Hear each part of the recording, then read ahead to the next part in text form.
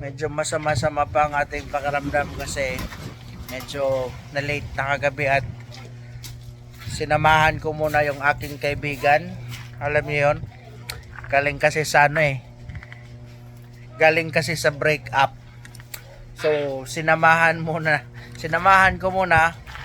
Plano kasi niya ibenta yung sasakyan nila kasi naghiwalay naman lang din. Kaso, yun, hindi makausap ng matino. Anyway, baka sa susunod ibebenta sa atin yung sasakyan nila. Pero eto, meron tayo ngayon dito. Meron tayong bago.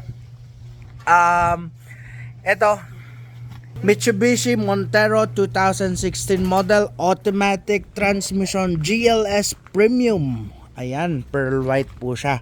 So, konting touch up lang ito. Ginagawa na ng ating detailer. Syempre, nag-engine detailing, mag-exterior detailing at interior detailing. So, para mas maganda at mas maging presentable ang sasakyan. Abangan nyo to if ever naghahanap kayo ng mga SUV, 7-seaters, automatic transmission. 4x2 po ito. And lady owned. Babae po ang gumagamit niyan. Ang current odometer niya parang nasa 70,000 ba, Paps? Or 80? So, parang gano'n, nasa 70,000. Dito lang po ito ginagamit sa sa Sorsogon City. So, if ever interested kayo at naghahanap kayo ng ganito, tawagan nyo agad kami habang hindi pa namin na-present sa market. At syempre, once na natapos na yan, na-touch up na, nalinis na, interior and exterior, ipapakita namin yan sa market. Ibibenta natin yan sa market at